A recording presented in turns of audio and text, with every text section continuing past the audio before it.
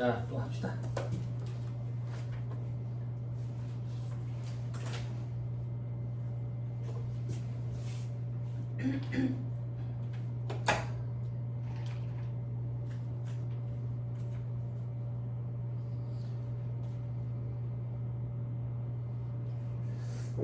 재화의 수입식이 여기서부터 하면 되죠. 그죠? 자, 이번에 재화의 수입식이 수입시고가 수립될 때 그때가 통관 시점. 제가 그림에 그 빨간 점선 그어주고 됐죠? 자, 밑에 공급 장소. 재화의 공급 장소. 이동이 필요한 경우는 이동이 시작되는 장소. 용역, 일반적인 경우 영무가 제공되거나 시설물 권리 등 재화가 사용되는 장소. 됐죠? 자, 나머지 볼 필요 없어요. 넘어갑니다. 자, 이제 영세로 가면 제가 첫 번째 고비가 이제 등장하는 거야. 여태까지 재고 얘기든 뭐 저기 원가할 얘기든 고비가 없었을 거야. 다 쉬운 것만 배웠기 때문에 이제 첫 번째 고비가 좀 등장하는 거야. 첫 번째 고비. 잘 버티면 돼. 어차피 다 해야 되니까 제가 원래 강의할 때 토막 강의할 때는 수업생들 이렇게 컨디션을 보고 면세부터 할까 이렇게 순서를 좀 바꾸는데 어차피 우리는 오늘 면세까지 다 하게 될 거거든. 그냥 순서대로 영세부터 다 할게요. 집중 잘해야 돼. 어려워. 조금 어렵긴 한데 또 배우고 나면 와 이거 뭐 사람이 못할 것 같은데 그 정도는 또 아니야. 좀 생소할 뿐이지. 자, 해봅시다. 영세율과 면세의 비교가 돼 있죠? 그죠? 자, 밑에 2번에 동그라미 2번에 보면 영세율 사업자도 과세사업자에 들어간다 그랬어요. 그리고 영세율 사업자는 매출세액 계산할 때 과표의 0%를 곱한다 그랬어요. 매입세액은 존재하는 거예요. 이거 환급이 이루어지죠. 면세사업자는 매출세액, 매입세액, 납부세액 이런 건 존재하지 않는다 그랬어요. 부가세 보상, 납세 문제에 해당하지 않으니까 부가세 보상 재반 의무를 부담할 의무가 없고 부가세 신고 납부 의무도 없다 그랬어요. 기억나죠? 자, 밑에 별표시 1번 영세율 사업자는 매입세액이 환급되기 때문에 완전 면세제도라는 표현도 쓴다 하더라. 별표시 2번 면세사업자는 매입세액 환급 안 되니까 부분 면세제도라는 표현도 쓴다 하더라. 별표시 3번 영세율 사업자는 매출세액 0이니까 과표 신고 안 해도 되는 거 아니냐? 착각하면 안 된다. 그죠? 과표 신고 무조건 해야 된다. 안 하면 0.5% 가산세가 있다. 가산세가 제일 어렵다 그랬죠. 그죠? 가산세는 한목에 정리하기보다 그때그때 나올 때마다 봐야 돼. 지금 가서 확인하고 오자. 이 가산세 이름을 손가락 잠깐만 끼면요.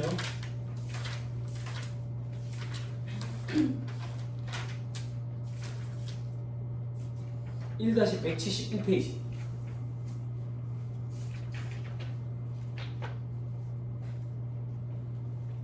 1-171페이지에 보면 가산세에 돼 있죠. 그죠? 그때 별표시 1에 동그라미 1번 파란 박스 빨리 읽어주세요. 가산세 이름 뭐예요? 영세율 과표 신고 불사실 가산세. 됐죠? 그죠? 영세율 과표를 신고 안 하면 0.5% 가산세가 붙는데 이 가산세 이름은 영세율 과표 신고 불사실 가산세.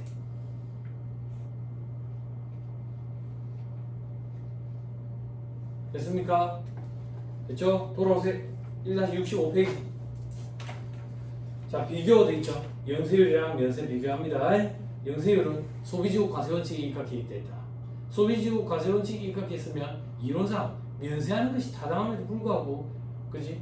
3BD 바다를 둘러싸여가지고 대여주도가 높기 때문에 영세율을 우리는 적용해줘서 혜택을 지원하기 위한 그런 혜택의 규정이었다. 됐죠? 납세 부담 받고 부가세 부상 재반 의무를 부담할 의무가 있다.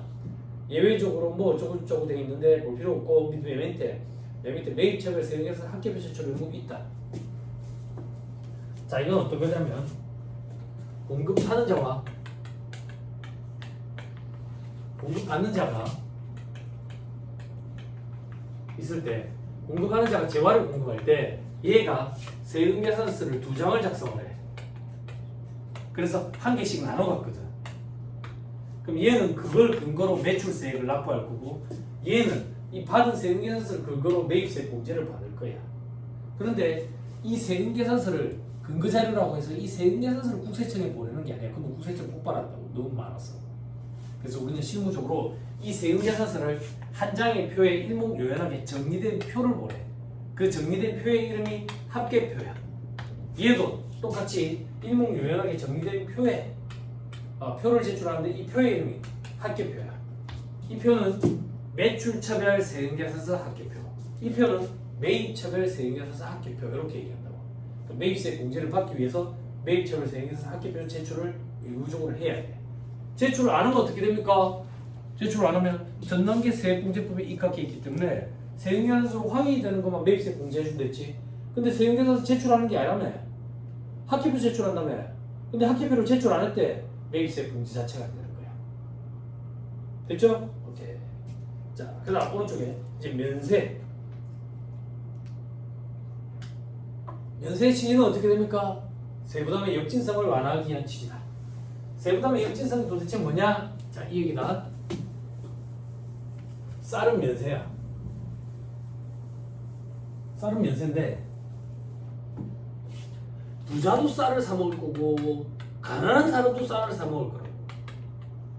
근데 쌀이 만약에 면세가 아니라 부가세가 붙는 과세 물품이라면 쌀 1,000원치 샀을 때 부자도 세금 100원 낼 거고 가난한 사람도 세금 100원을 낼 거고 이게 세부담의 역진성이다 그 얘기야. 어떻게 부자랑 가난한 사람 세금 부담이 똑같냐 이거라고. 그래서 어떻게 하면 이 세부담의 역진성을 완화할 수 있겠어? 친구야, 서연아, 어떻게 하면 세부담의 역진성이 완화되겠어? 어떻게 하면 세부담의 역진성이 완화되겠어? 면세하면 주입식 교육이 폐지.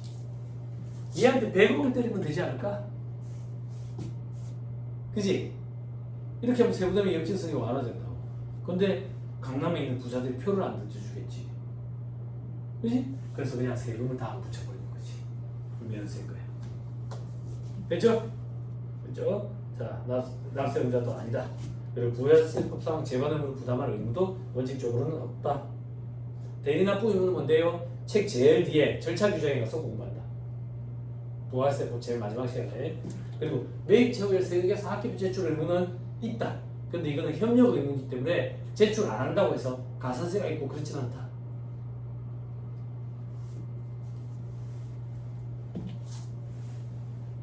자, 이건 무슨 말인데요? 자, 봐봐. 내가 이 거래처에서 물건을 사와. 물건을 사오면 이 거래처에서 내한테 세금계산서를 발급해준다고. 그럼 이 사람 입장에서는 매출세액이야. 내 입장에서는 매입세액이라고. 근데 나는 면세사업자야. 매입세 공제를 못 받지. 그지? 근데 이걸 제출을 안 하면 이 사람 세금계산서 발급한 거랑 맞춰보지를 못해. 그래서 협력의무 차원에서 제출을 좀 해달라 그 얘기야.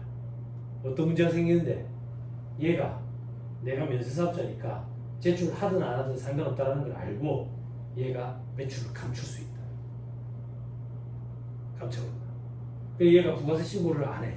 근데 내가 매입세 받은 거를 제출을 했어. 그럼 얘가 매출이 있었다는 게 드러나겠지. 그런 취지다라고 생각하면 돼. 그렇죠? 그런데 의무는 아니거든. 그래서 제출 안 해도 가산세 넣는 거야. 이게 협력 의무라는 표현을 쓰는 거야. 됐죠? 됐습니다. 넘어가면 자, 영세율 한번 해보자.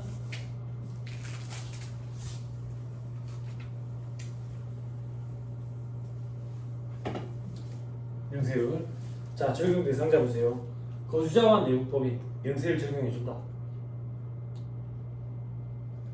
그럼 비거주자와 외국법인은 어떻게 할 건데? 사무주의에 따른데. 즉, 사업자가 비거주자 외국법인이면 그 해당 국가에서 대한민국 거주자 내국법인에 대해서 동일하게 면세 적용하면 영세율을 적용해 줘야 돼. 요 얘기야. 우리나라에 와서 장사하는 미국 법인들이 있대. 이 미국 법인들이 우리나라에서 장사하면서 수출도 할 거 아니야. 그럼 뭐 우리나라 법인들이랑 똑같이 영세율을 적용해 줄 거냐 이거야. 알고 봤더니 미국에 가 있는 우리나라 법인들이 미국에서 다른 나라로 수출할 때 영세율을 적용해 주더래. 그러면 우리도 해줄게. 그래서 상호주의라는 표현을 쓰는 거예요. 조세줘야겠다. 조세줘야. 각국끼리. 그렇죠? 자, 그 다음 사업자별 영세율 적용 여부도 있죠. 과세사업자 일반 과세자 영세율 적용합니다. 간이 과세자도 영세율을 적용해 주는데 다만 환급은 안 해줘요. 아하, 그렇네. 간이 과세자가 무조건 유리한 건 아니네. 그지? 됐죠? 그 다음 면세사업자는 영세율 적용 안 한다. 됐죠? 다만 면세 포기하면 영세율을 적용받을 수 있다. 줄만 쳐놓으세요. 나중에 면세 파트에서 합니다. 자, 그리고 밑에 영세율 적용 대상도 있죠. 그죠? 깔끔하게 정리가 돼 있죠. 이게 무슨 말인데 원래 법조문은 이렇게 안 돼 있어. 원래 법조문은 이렇게 안 돼 있는데 이 책의 저자가 여러분들의 암기를 돕기 위해서 성격이 비슷한 것끼리 묶어가지고 지금 항목을 괄호 1에 동그라미 1번부터 4번까지 이렇게 지금 구분해 놓은 거야.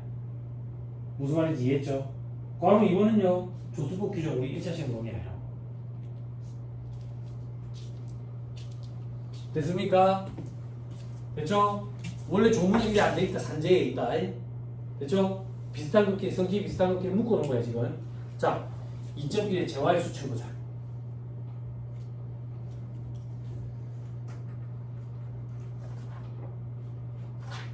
자, 재화의 수출에 직수출, 대행위탁 수출 돼 있죠? 그죠? 수출의 개념, 내국 물품을 외국으로 반출하는가. 자, 유상, 무상 거래 불문하고 다 영세를 적용하겠대. 근데 해외에 견본품 반출은 공급이 아니다. 샘플을 보낸 거. 샘플을 보내야 거래로 파생이 될 거 아니야. 요거까지는 과세하지 않겠대. 됐죠? 그리고 오른쪽에 세계에서 발급 의무에 뭐라고 돼 있어요? 없다고 돼 있죠? 요렇게 기억해야 돼. 봐봐. 암기를 도와주는 거야. 세계에서를 발급했어. 거래 상대방이 뭔데 수출할 때? 외국인이잖아. 외국인한테 세금계산서 발행해 줘봐야 그 세금계산서 어디다 갖다 써 외국인이. 안 그래? 우리나라 법인들도 아닌데 필요 없지? 그래서 발급을 안 하는 게 원칙이다 이렇게 기억하면 돼. 그러면 발급을 하는 게 독특한 거겠지. 그게 시험에 잘 나와. 그렇죠? 이렇게 기억해야 돼. 자, 그럼 대행위탁 수출은 뭔데? 수출의 방식이 여러 가지가 있거든. 여러 가지가 있는데 듣고 올리세요. 수출할 때 캐파가 정해져 있대. 내가 수출할 수 있는 캐파가. 근데 요번에 특별 주문이 오더가 들어와가지고 많이 수출해야 되는데 내가 캐파가 정해져 있으니까 그걸 초과해서 수출을 못하는 거야. 그런데 캐파만 갖고 있는 수출업자들이 있어. 그러면 내가 초과한 부분을 그 사람들한테 맡겨가지고 수출하는 거지. 그게 대위탁 수출이야. 그럼 그 사람들은 내한테 수수료 받아 먹겠지. 그치? 요거는 영세율 적용하는 게 아니야. 국내에서 이루어지는 거라고. 10%로 과세돼. 그게 다음 페이지 별표 11번.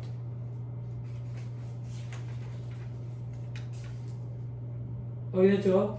그죠? 다시 돌아오세요. 자, 그 다음 바로 2번 중개무역 방식의 수출. 여기에 누가 출처났죠? 다음의 것으로서 국내에서 사업장에서 계약과 대가 수정이 이루어지는 거. 중개무역 방식의 수출. 그죠? 우리 첫 시간에 했던 것 같아. 그죠? 영세율 적용해 준댔다. 됐습니까? 자, 그 다음 동그라미 2번에 위탁 판매 수출, 외국인도 수출, 위탁 가공무역 방식의 수출, 뭐 밑에 어쩌고 저쩌고 이렇게 있는데 이런 거는 수출의 용어거든. 수출 용어. 관세사들이 이런 걸 주로 하는데 우리 시험에 한번 등장한 적이 있어. 그래서 잠깐만 보고 넘어가자. 다음 페이지 별표시 2번. 수출의 개념이 돼 있죠? 그죠? 중요한 거 아니다. 그냥 한번 가시거리처럼 읽고 넘기면 된다. 중개무역 방식의 수출은 수출할 것을 목적으로 물품 등을 수입해서 보세구역 및 보세구역 외 장치의 허가를 받은 장소에 외에 국내에 반입하지 아니하는 거. 그러니까 국내에 안 들어오고 바로 가는 거야. 제3국으로. 됐죠? 위탁 판매 수출은 뭔데? 물품 등을 무한으로 수출해서 무한히 공짜로 보내는 걸 무한이라고 해. 무한으로 수출해서 해당 물품이 그 나라에서 판매된 범위 내에서만 대금 결제하는 계약에 의한 수출을 위탁 판매 수출 이렇게 얘기하는데. 됐죠? 자, 그 다음 외국인도 수출. 외국인도 수출은 뭔데? 수출 대금은 국내에서 영수를 하는데 국내에 통관되지 아니한 수출 물품 등을 외국으로 인도하거나 제공하는 수출이래.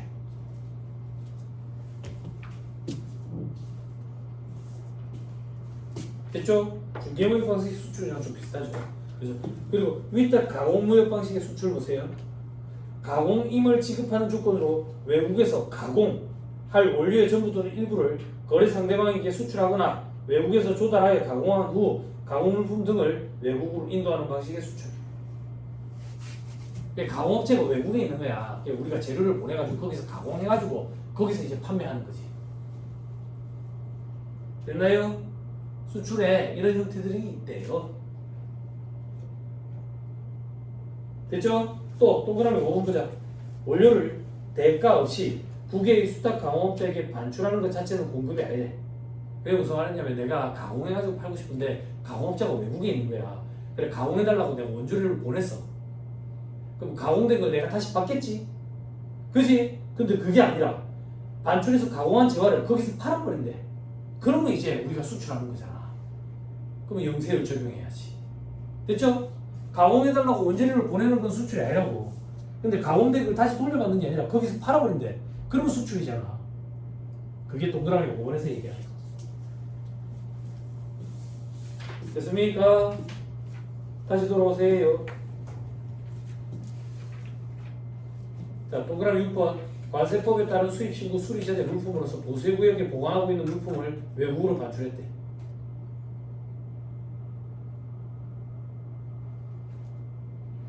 됐죠? 됐죠? 자, 그럼 이제 눈으로만 봐봐. 괄호 2번 오른쪽에 세형계에서 발급 의무 있지. 대부분 다 발급 의무 없다고 돼 있지. 어디에만 발급 의무가 있다고 돼 있어요? 원료를 대가 없이 국외의 수탁 가공업체에게 반출해서 가공한 재화를 양도하는 경우에 그 원료의 반출은 세계에서 발급 의무가 있다 그래. 그죠? 그래요 안 그래요? 들어봐봐. 이런 게 못 갖고 가는 건 거야. 사람의 머리가 한계가 있기 때문에. 시험에 잘 등장도 안 해. 엄청 지엽적이고. 근데 독특하지. 우리에게 중요한 건 시험에 나오는 게 중요한 거야. 우리에게 중요하지 않은 건 시험에 나오지 않는 게 중요한 거라고. 현업에서 일을 할 때 필요하고 필요 없고 여러분들은 그게 관심사가 아니야. 무슨 말인지 이해했죠? 그죠? 혹시나 나올 거에 대비해가지고 이런 것까지 암기하면 좋지. 그런데 불가능해. 사람 머리가 한계가 있기 때문에. 그래서 이런 건 과감하게 버리는 거야. 그러면 버리는 것도 방법이 중요하다고. 어떻게 버려야 되는데 지금 여기 세형에서 밟은 거 한계가 있지. 그냥 없는 걸로 봐버리는 거야. 다 세형에서 밟은 거 없다 이렇게. 그렇게 기억하고 들어가는 거지 그냥. 만약에 나오면요 틀리는 거지 그냥 과감하게. 왜? 나 말고 다른 애들도 다 틀릴 거니까. 이런 게 공부할 때 힘든 거야. 힘든 거야. 이런 거 말고 책에 잘 돼 있고 해설도 잘 되고 이런 거는 공부하기 편하지. 몇 자리겠어. 그죠? 됐죠? 그런데 꼭 보면 그런 사람들 있다고. 학원에 수강생들 보면 왜 저렇게 해? 나는 이거 준비할래. 나는 진짜 장을 지진다 손가락에. 그런 애들 중에 하나도 합격한 애를 본 적이 없어. 사람 머리 다 한계가 있다. 요즘 특출난 머리 아무도 없다고. 다 똑같아. 됐죠? 자, 그 다음 괄호 3번 국내 거래지만 수출하는 재화에 포함하는 거. 여기가 시험에 등장하는 거예요. 요거 그림입니다. 그 그림이 어디 있는데? 다음 페이지. 다다음 페이지. 1-69페이지.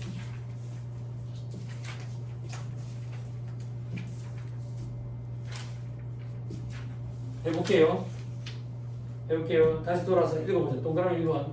국내 거래지만 수출하는 재화에 포함하는 건 동그라미 1번. 내국 신용장 구매 확인서에 의해서 공급하는 재화.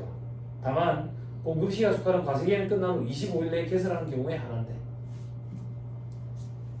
됐어요? 자, 이제 칠판 잘 봐. 설명 한 번밖에 안 해.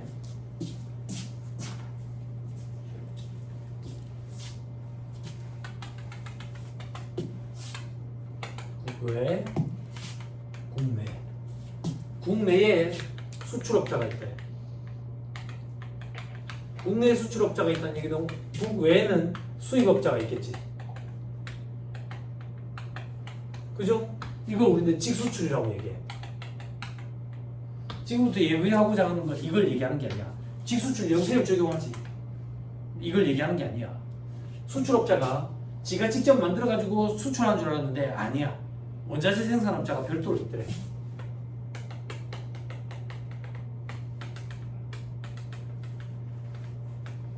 이 원자재 생산업자가 수출업자한테 생산한 원자재를 넘기면 수출업자가 이걸 그대로 반출하든지 혹은 제조 가공 후에 반출한대. 그러면 이 원자재 생산업자는 수출업자한테서 이제 대금을 회수해야 되잖아. 대금 회수할 때 불안한 거야. 뭐가 불안하냐면 얘들이 수입업자, 국외에 있는 해외에 있는 수입업자한테서 대금을 회수를 해야 우리한테 대금을 지급해 줄 건데 얘들이 얘들한테서 돈을 받을 수 있을 건지가 불확실한 거야. 겁도 나고. 그래서 은행에 보증을 사. 은행에 보증을 산다는 얘기는 은행이 이 대금을 지급할 거라고 보증을 서주는 거야. 그럼 만약에 얘들이 지급을 안 하면 은행이 대신 지급해 주겠지. 그지? 은행이 보증을 서주는 거야. 돈을 주고 우리가 그 신용을 샀다라고 얘기한다고. 그래서 이걸 신용장이라고 그러고 마스터 LC, 원신용장 이렇게 표현해. 마스터 LC 이렇게 표현해. 그러면 원자재 생산업자는 원신용장을 바탕으로 내국 신용장이라는 것을 개설하는 거야. 그게 로컬 LC야.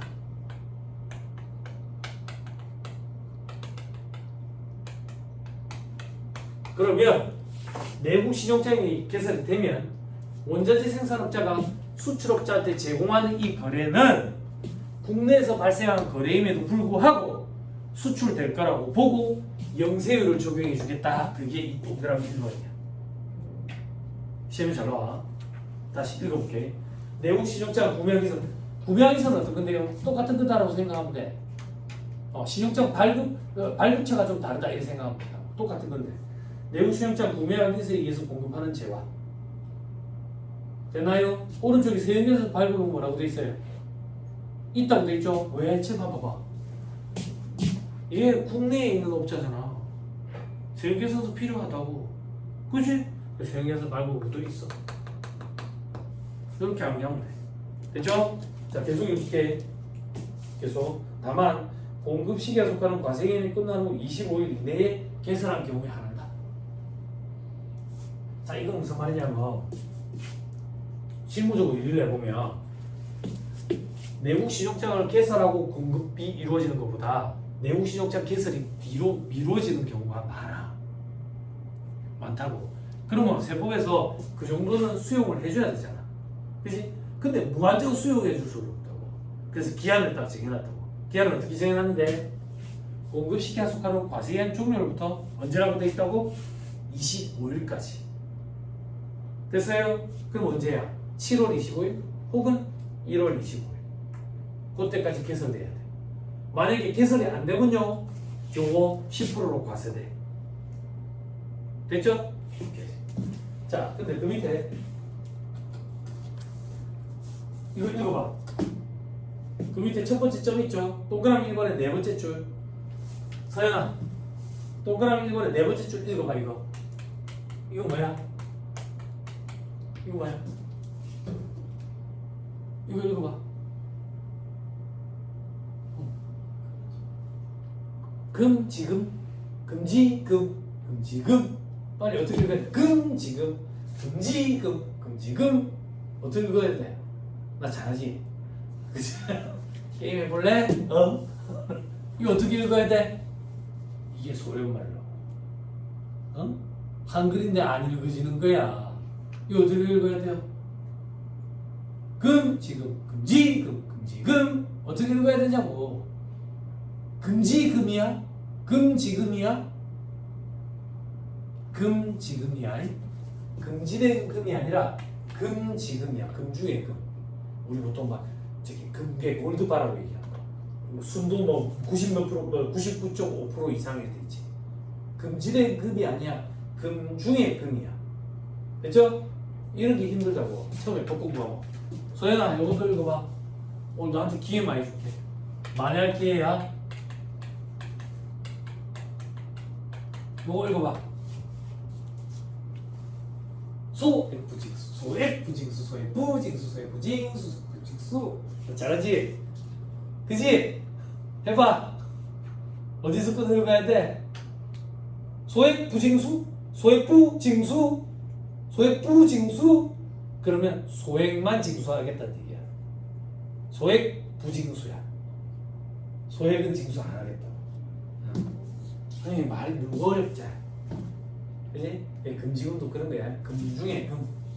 됐죠? 요거는 적용 안 하겠대. 왜? 과거에 이거 금지금을 이래가지고 불법적으로 국내에 유통을 하고 그런 행위가 있었나 봐. 그래서 금지금은 제외시킨대. 그런 적이 있었나 봐. 자, 그 다음 내국 신용장으로 재화를 공급하고 그 대가의 일부를 내국 신용장에 포함하지 않고 별도로 받는 경우 그 금액이 대가의 일부로 확인되는 때에도 영세를 적용한대. 그러니까 내국 신용장에 이 금액은 포함이 안 돼 있대. 근데 본질은 뭔데? 대가성이 있는 돈이 맞대. 대가성이 있는 돈이 맞다라는 얘기는 물건값이 맞다라는 얘기야. 물건값이 맞다라는 얘기는 같이 영세를 적용해 줘야겠지. 됐죠? 자, 그 다음 내국신용장 구매항에서 의해서 정당하게 공급된 경우에는 해당 재화를 수출 용도에 사용했는지 여부에 관계없이 영세를 적용한다. 이 얘기하고 요때 내국신용장 개설이 돼 있어가지고 영세를 적용을 했대. 그러면 그 이후에 얘가 진짜 수출을 했는지 그거까지는 안 따져보겠다 그 얘기야. 그죠? 그죠? 오케이. 별표시가 왜 많이 달려있어? 그죠? 다음 페이지 1-69페이지 박스 1번 빨리 눈으로 보세요. 됐죠? 됐죠? 동그라미 1번 눈으로 봤죠? 자, 이제 동그라미 2번 봐봐. 동그라미 2번 봤어요? 조금 다르죠? 제가 그려준 그림이랑. 그죠? 어떻게 다른데? 여러분들 보는 동그라미 2번은 두 개 그림이에요. 두 개 중에 저는 한 개만 지금 그려준 거예요. 그 한 개가 위쪽이에요. 위쪽. 여러분들 그 보는 그림의 위쪽. 여기까지 됐어요? 그러면 이 그림을 본 김에 밑에 그림도 같이 살펴보죠. 이 밑에 그림 규정은 어디에 있냐? 손가락 펴고 1-73페이지 보세요.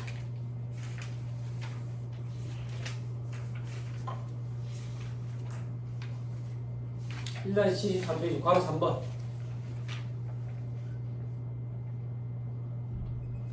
수출재와 인가공 용역이 돼 있죠. 찾았어요? 자, 칠판 봐봐. 어렵다. 이해부터 해야 된다.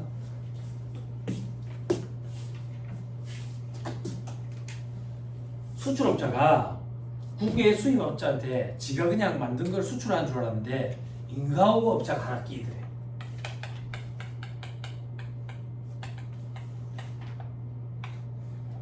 인가공업자가 수출업자한테 인가공 용역을 제공하는 거야. 제공을 해. 제공을 하면서 원신용장이 있는데 이걸 바탕으로 얘들도 로컬 LC를 개설한 거야. 그러면 이 거래에 대해서 영세율 적용해 주겠대. 적용해 주겠대. 됐어요? 혹은 로컬 LC 없이 둘이 사이에 직접 도급 계약에 의했대.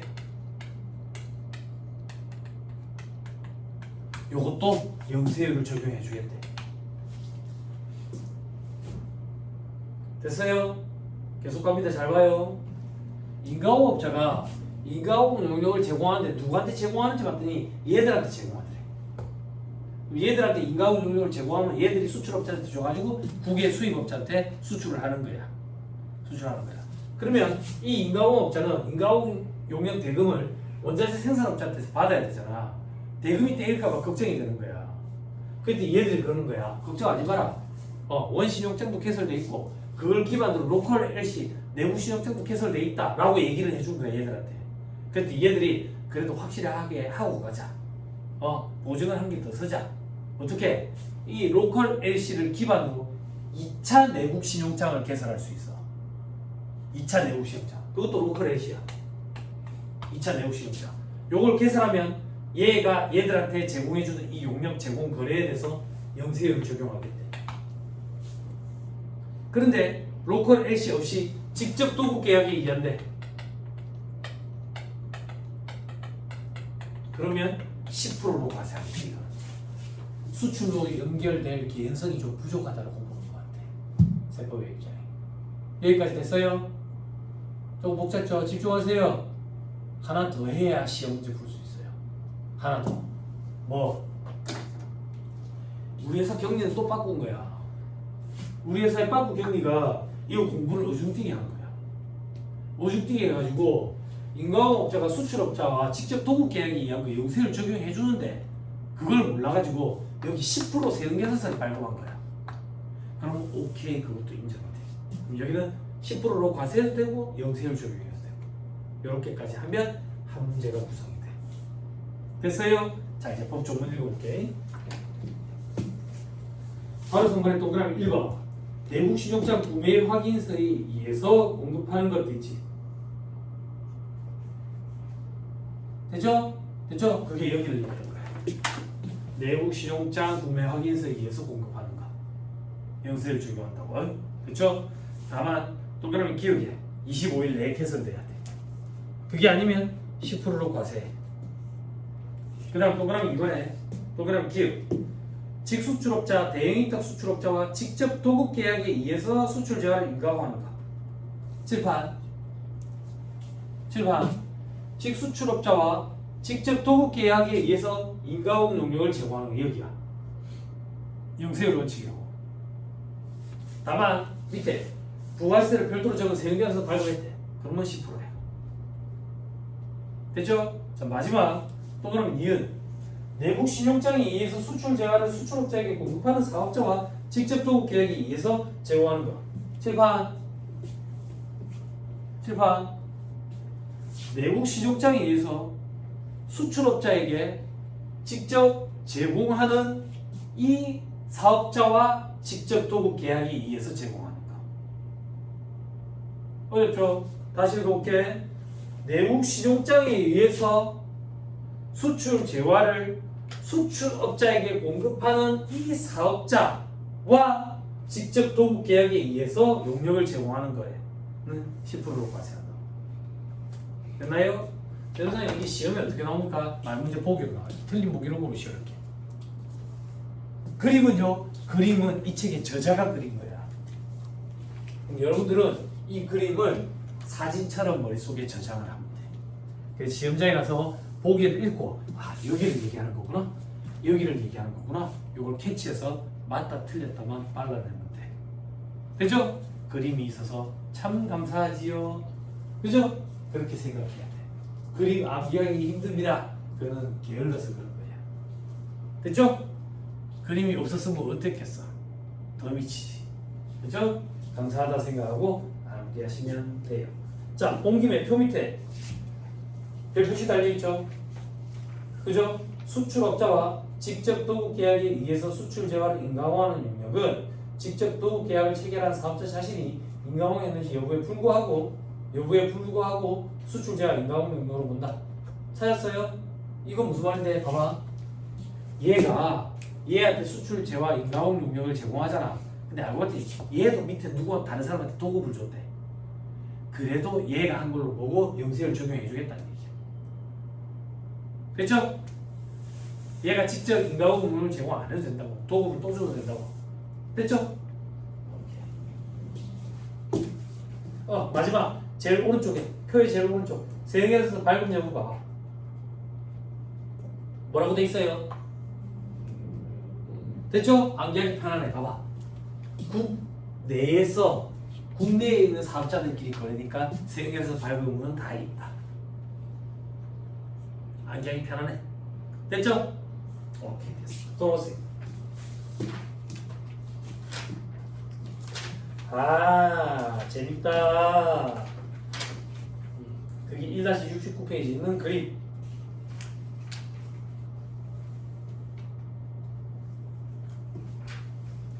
됐죠? 자, 1-67페이지로 돌아오세요.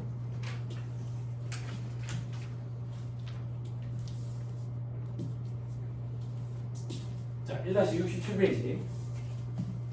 괄호 3번에 이제 동그라미 2번. 한국국제협력단, 한국국제보건의료재단, 대한적십자사에 공급하는 재화. 해당 단체가 외국에 무상 만출한 경우에 하나만 되죠. 그죠? 이거는 왜 영세율을 적용하냐면 해외에 무상 원두 사업을 지원하기 위한 목적이에요.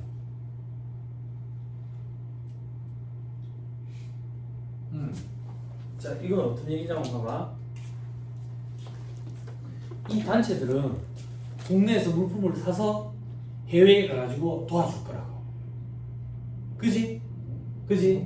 그러면 이 단체들을 간접적으로 도와주려면 영세율을 적용해 주면 되는 거야. 그 말이 즉슨 이 단체들이 물건을 살 때 영세율을 적용받으면 물건 값이 11,000원이 아니라 10,000원만 받아도 되잖아. 파는 사람 입장에서는. 그지? 영세율이니까. 그지? 그러면 이 사람들은 싸게 살 수 있네. 부가세가 안 붙은 금액으로. 그렇게 우회적으로 해외 무상 원조 사업을 지원하기 위한 목적이에요. 되나요? 다만 정말 해외 무상 원조 사업에 써야 되거든. 그래서 외국으로 무상 반출해야지만 가능해. 세계에서 발행하는 건 뭐라고 돼 있어요? 있다고 돼 있죠? 국내에서 이루어지니까 이렇게 생각하면 돼.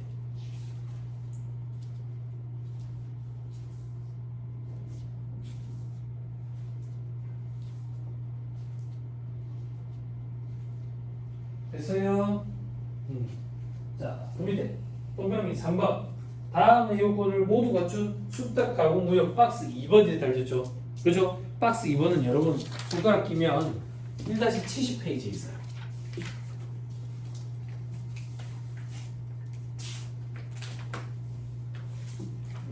됐죠? 자, 1-67페이지에서 멘트를 읽으면서 하나씩 그려볼게요. 다음의 요건을 모두 갖춘 숙박 가공 무역이라고 되어 있죠? 그죠?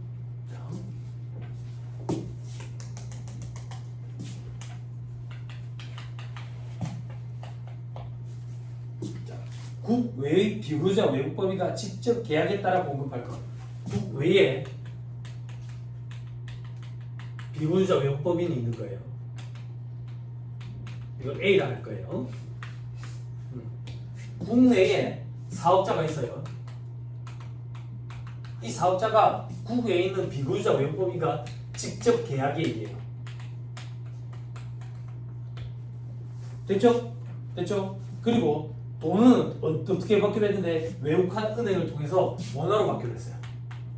외국한 은행을 통해서 원화로 수취하기로 했어요. 자, 그 다음 동그라미 3번 동그라미 띄우세요. 비구자, 국외에 있는 비구자 외국법인이 지정하는 국내의 다른 사업자에게 인도할 것. 봐봐. 비구자 외국법인 A가 지정하는 국내의 다른 사업자가 있어요.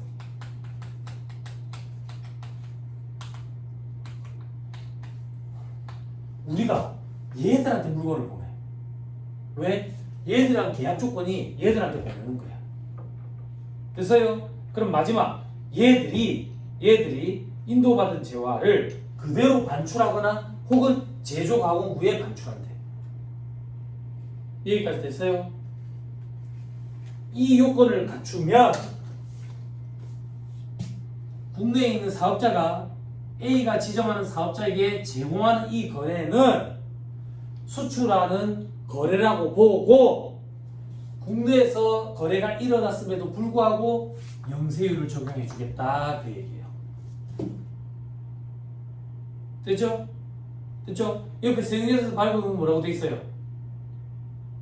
없다고 돼 있죠. 그죠? 요거 요렇게 암기하면 편해. 얘들한테 바로 가는 거나 마찬가지구나.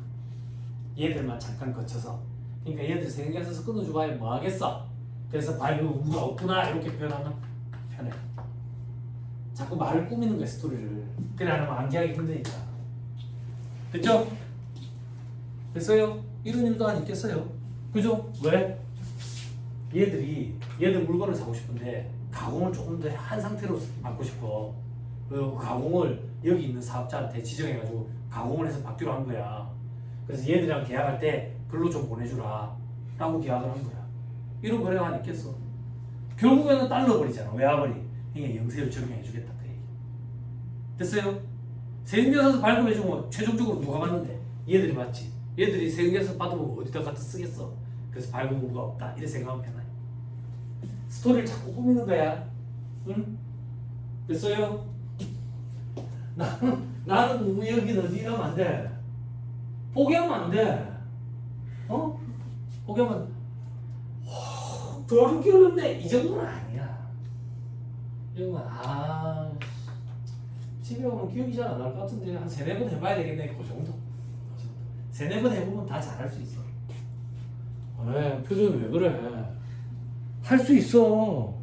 NRG 알아? 나중에 검색해봐. NRG가 그렇다고 할 수 있어요.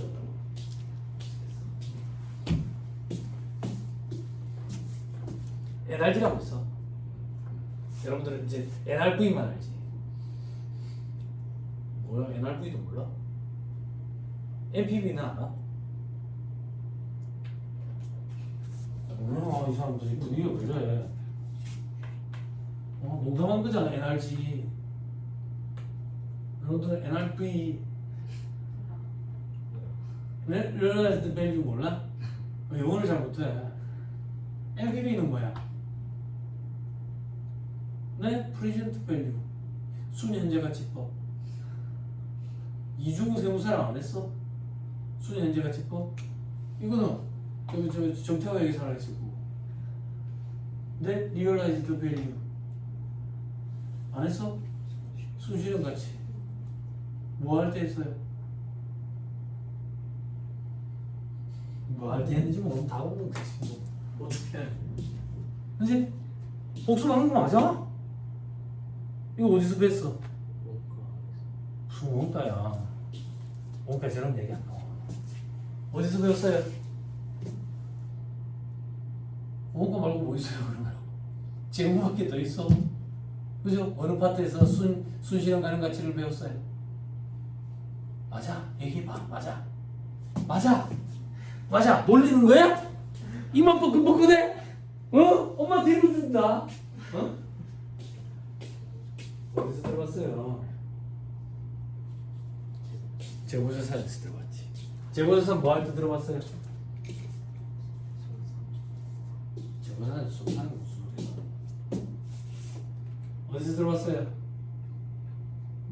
평가 손실 계산할 때. 자연분배과 순실현 가능 가치를 비교하죠. 그죠? 공부 안 했어요? 제품, 제공품, 원재료, 그지? 순실현 가능 가치랑 자본 금액을 비교해가지고 하회하는 경우에 평가 손실을 계산하죠. 대변에는 평가 충당금으로 차감한 혜택을 표시한다고. 그죠? 제공품은요? 순실현 가능 가치랑 비교하죠. 원재료는요? 현행 대체원가랑 비교해요. 그죠? 이렇게 평가하는 거 우리는 뭐라 하죠? 항목별 평가, 종목별 평가. 이 둘은 비교 대상이 같네. 같이 묶어서 평가하자. 얘는 따로 하고. 이게 뭐예요? 조별 평가.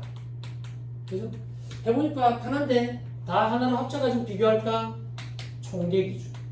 국제 기준은 총계 기준을 인정하지 않죠. 이런 공부했죠? 태. 강의 올린다고. 어? 손가락을 자꾸 입에 놓고 있어. 태. 코딱지 후벼가지고 손가락 자꾸 입에. 어우 지저분해 진짜. 안 넣은 걸로 해줄게. 아 괜찮아. 나 구독자가 370명밖에 안 돼. 370명이 안 할게. 친구야. 이름 얘기 안 할게. 괜찮아. 코딱지 먹은 거 얘기 안 할게. 안 먹은 걸로. 오늘은 안 먹은 걸로.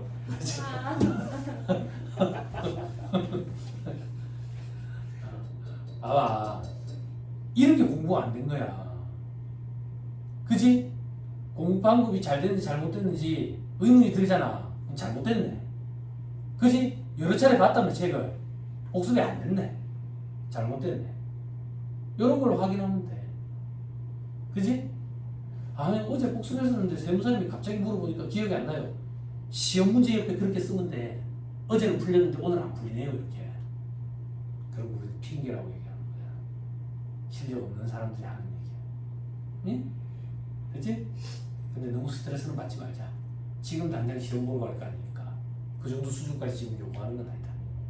근데 방향성을 물어보니까 방향성에 대해서 잠깐 언급을 했다. 말 나온 김에.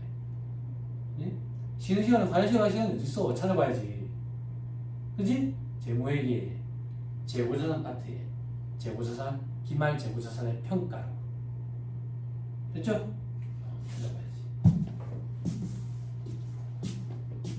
원가에서는 순실현 가능 가치가 어디 나와? 연상품. 그렇지. 연상품과 부산물의 매개치에 대해서 나오지. 부산물의 가치를 어떻게 처리할 건지. 안분을 할 때 순실현 가치법으로 할 건지, 판매 가치법으로 할 건지. 그런 궁금했죠?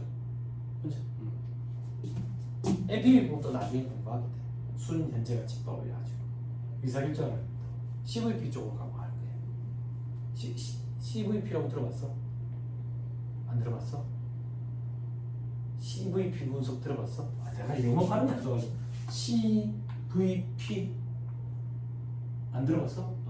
기본은 좀 어려운 거. 코스트, 볼륨, 프라핏, 원가, 이익, 조업도 분석. 볼륨이 뭔데? 볼륨, 사이즈. 만 개 찍냐? 2만 개 찍냐? 3만 개 찍냐? 조업도 얘기하는 거야. 1만 개 찍으려면 몇 시간 근무해야 돼? 2만 개 찍으려면 몇 시간 근무해야 돼? 그 조업. CVP 분석. 이건 아직 안 했어? 하게 될 거야. 그러니까 여러분들이 이제 대개가 재밌었겠네. 쉬운 것만 해놓으니까. 근데 어떻게 해? 그래 재밌고 쉬운 거 시험이 절대 나오지 않아.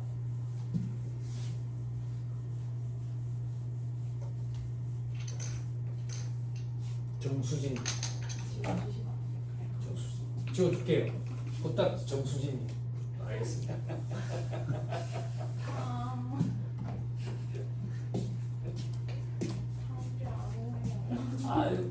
학교에서 나는 기억이 없지만 수업을 들은 적이 있대. 다음 주 아무 이제 그 다음 주에는 뭐 해야 돼요. 자, 그러면 이제 끝이 나겠죠. 또 특별반도. 그죠? 아이 걱정하지 마. 이거 뭐 구독자가 몇 명 돼도 안 돼. 그 사람들 보지도 않아. 이 사람들 어떤 사람들이냐면 이제 내한테 수업 듣고 이제 학교 가는 사람들이야. 학교 가는 사람들 다 바빠. 보지도 않아. 근데 집에 가서 동영상 이제 복습한다고 보면 깜짝 놀라겠네. 새우새우 언제 봤지? 너 코딱지우리가 먹는 걸 언제 봤지? 깜짝 놀래. 다 스킵했는데 그걸 어떻게 봤지? 뭐 이렇게. 자, 농담입니다. 집중하자 그 얘기야. 집중하자. 괜찮아. 감기 걸릴까봐 걱정돼서 하는 거야. 세균이 많으니까. 어?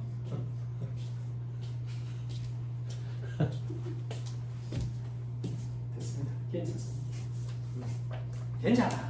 우리 집 애들도 가끔 먹더라.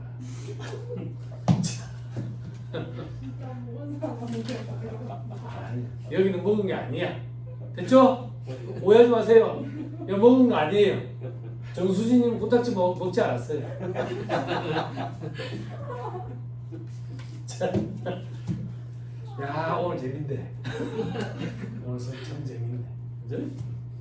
우리 서현님도 조금만 기다리고 있어. 뭐 해줄게. 자, 넘어갑시다. 자, 이제 어디로 넘어가느냐? 1-70페이지 오세요.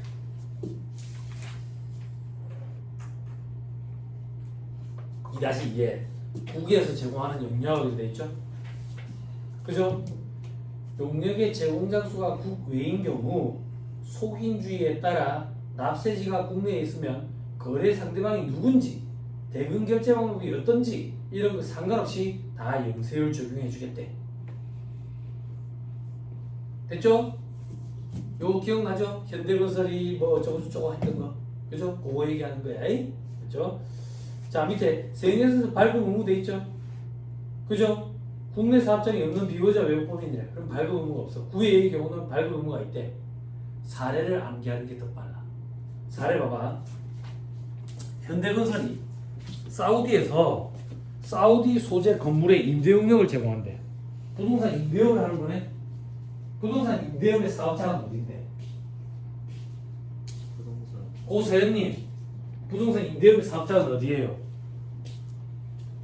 응? 어쩔 수 없어. 이 학원을 다니는 순간 끝까지 꼬리표처럼 붙는 거야. 엄마는 대답을 잘했어요. 엄마를 능가해야지. 그지? 뭐라고? 그렇지, 맞지. 임대물건의 사업장이 소재지지. 역시 다르구만. 그지? 엄마랑 달라. 그죠? 임대물건의 소재지는 어디에 있는데? 사우디에 있지. 그럼 우리나라 주권이 미치는 법이 바뀌니까 과세 제외다 그 얘기야. 됐죠? 자, 그 다음 동그라미 2번. 현대건설이 사우디에서 건설 용역을 제공한대. 부동산, 저기 건설업의 사업장은 어딘데? 법인 등기부등본 소재지. 우리나라에 있을 거 아니야. 우리나라에서 과세하지. 그지? 근데 외화보로 오네. 그죠? 영세율 적용한다 그 얘기야. 됐죠? 근데 동그라미 기억은 뭐냐 이거야. 삼성건설로부터 하도급 받아서 삼성건설이 용역 제공한대. 이거는 무슨 말이냐면 삼성건설이 외국에 건물 수주를 따냈는데 저거가 혼자서 다 못하겠는 거야. 그래서 일부 공사는 현대건설한테 떼줬대. 그럼 현대건설이 공사하는 거는 삼성건설을 상대로 공사하는 거나 마찬가지잖아. 근데 결국에는 외화벌이 해오지. 그래서 영세율을 적용해줘. 근데 거래 상대방은 누구야? 외국인이야? 삼성건설이잖아. 그러니까 세금계산서 발급 의무는 있는 거야. 요렇게 스토리를 꾸미면 돼. 됐어요? 됐어? 숙제. 자율 당해 숙제. 레포트. 오늘 집에 가서 엄마한테 이렇게 읊어주는 거야. 그럼 엄마가 그거 추억 돋네.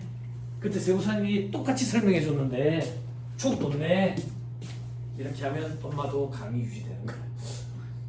그지? 일타쌍피야? 아니야? 그리고 엄마가 용돈도 줄 거 아니야. 아 우리 딸내미가 공부를 열심히 하고 있구나 이렇게. 그지? 집에 가서 이런 거 막 정리해서 벽에다 막 붙여놔. 벽에다 쏙히 붙여놔.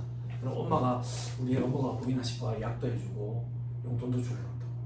그럼 약도 받아먹고 용돈도 받아먹고 공부도 되고 좋지. 됐어요? 됐지요? 다음 페이지 2.3 선박 항공기의 외국 항행 능력. 외국 항행 능력이란 선박 항공기에 의해서 여객이나 화물을 국내에서 국외, 국외에서 국내, 국외에서 국외로 수송하는 것을 말한다. 여기에 포함 안 돼 있는 건 하나, 국내에서 국내. 요거는 10%로 과세한다 그 얘기야. 나머지만 영세율 적용해주고. 됐나요? 자, 그 밑에 세부사항. 이 책의 세부사항은 2차용이라는 얘기거든. 근데 지금 여기 세부사항은 1차 시험에 등장한 적이 있어. 같이 좀 정리해야 돼. 자, 세부사항에 외국 항행 용역에 포함하는 것 돼 있죠. 그럼 결론 포함한다는 얘기는 같이 영세율을 적용해 주겠다는 얘기야. 자, 어떤 건데 외항 사업자가 이거 외항사라 그러거든. 외항사, 그지? 외국 항공사 이렇게 생각하면 돼. 외항 사업자가 자기 사업의 부수에서 공급하는 다음의 재화 용역. 다른 외항 사업자의 선박 항공기 탑승권의 판매, 화물 운송 계약 체결, 외항 선박 항공기 내에서 승객 위해 공급하는 것, 자기의 승객만이 전용하는 버스를 탑승하게 하거나 호텔에 투숙하게 하는 거. 자, 요 얘기야. 제가 칸쿤을 가고 싶어. 칸쿤을 가고 싶은데 돈이 없어서 직항을 못 타고 일본을 거쳐서 갈 거야. 그래서 일본까지 일단 잘기를 타고 갈 거고 일본에서 아메리칸 에어라인으로 갈아탈 거야. 갈아탈 거라고. 그래서 일본에 잘기 타고 가는데 잘기 수속을 가는데 내한테 그러는 거야. 혹시 최종 목적지가 어디세요? 그러는 거야. 캔쿤 갈 겁니다. 그랬더니 그러면 그 티켓도 저희가 도와드릴까요? 예약을 해주세요. 그 얘기야. 같이 포함해가지고 영세율 적용해준다. 응? 화물 운송 계약은 뭔데? 나 그 사업차 가는데 화물을 좀 보낼 겁니다. 그것도 같이 해드릴게요. 됐어요? 됐나요? 외항 선박 항공기 내에서 승객에 공급하는 거. 케이터링 서비스 이런 거. 됐나요? 동그라미 디귿은 뭔데? 내보고 그러는 거야. 캔쿤 가시면 어디서 숙박하실 건데요? 호텔 구하신 거 있으세요? 아니 호텔 구한 건 없는데 올 인클루시브가 좋아요. 호텔 뭐 지랄하는 거 뭐 있는데 그거 예약 좀 도와주세요. 올 인클루시브로. 그래서 같이 예약 도와주는 거. 그런 거 얘기하는 거야. 됐죠? 밑에 동그라미 2번 볼 필요 없을 것 같고요. 동그라미 3번 항공사업법에 따른 상업서류 송달 용역 FedEx, DHL 이런 거, UPS 이런 거. 그런 비행기 본 적 있어요? 볼 일이 잘 없죠. 여기 김해에 가면 이제 한 번씩 볼 일이 있고 인천국제공항에 가면 이제 이런 화물기들은 다른 데서 뜨거든. 이착륙을 하거든.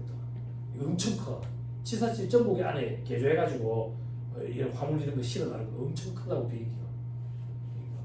뭐 저렇게 뚱뚱한데 나나? 이륙할 때마다 주먹이 꽉 쥐어진다. 저렇게 큰 게 나네. 자 밑에 동그라미 이번에 세부상 세경에서 밟은 의무돼 있죠? 그죠? 이거 우리 못 갖고 가. 그래서 보지도 말자. 어차피 못 갖고 갈까. 됐나요? 됐죠? 자 그 다음에 2.4에 기타 외화 획득 재활 능력돼 있는데 이것도 어렵거든. 요거는 잠깐 쉬었다가 얘기합시다. 칠판 지우면 안 돼요. 지우면 안 돼. 여기다가 연결했습니다.